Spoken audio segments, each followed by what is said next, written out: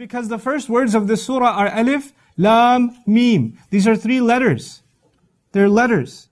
And the only person who anybody who knows letters, the only reason they would know letters is because they're learning to read.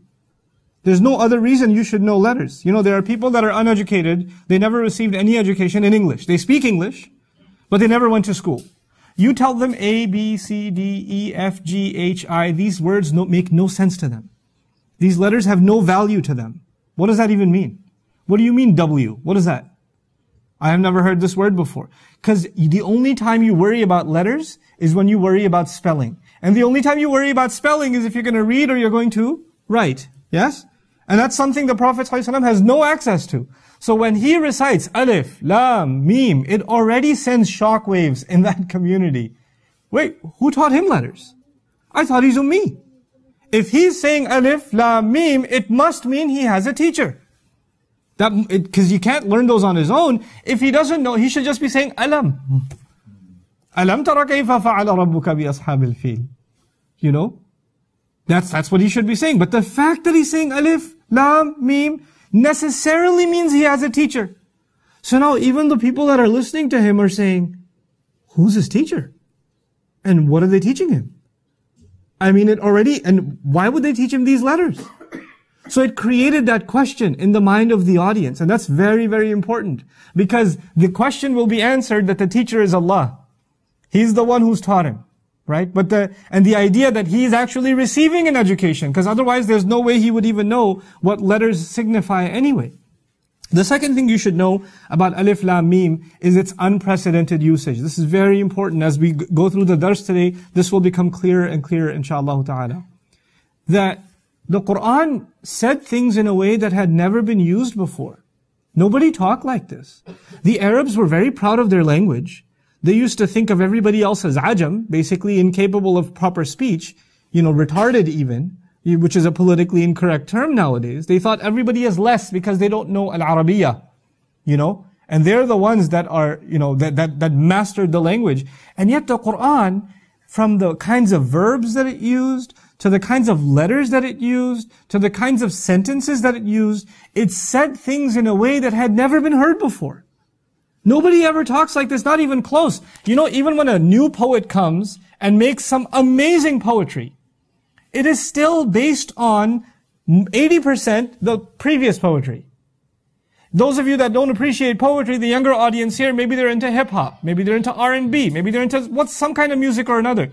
You'll notice that beats or rhymes, they're not entirely creative. There's elements of it that is from previously existing music.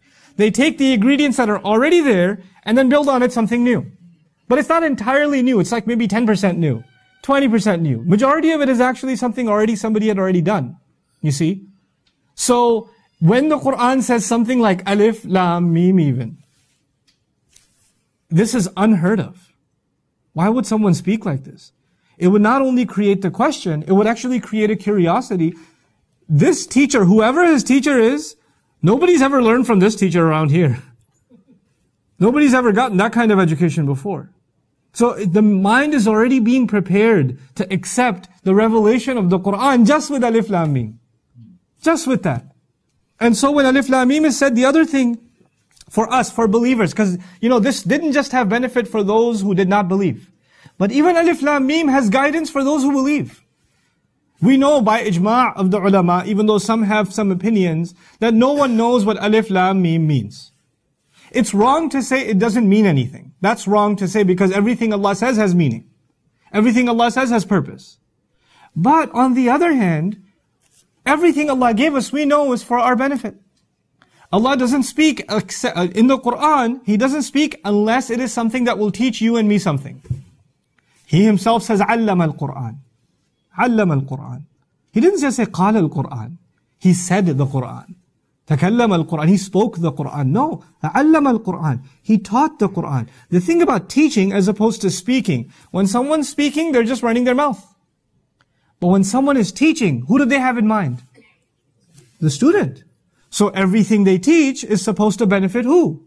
The student. Which means with that formula, even when you read alif, lam, mim, it is supposed to have some kind of benefit for you. But then the question arises, I don't even know what it means. How is it supposed to benefit me?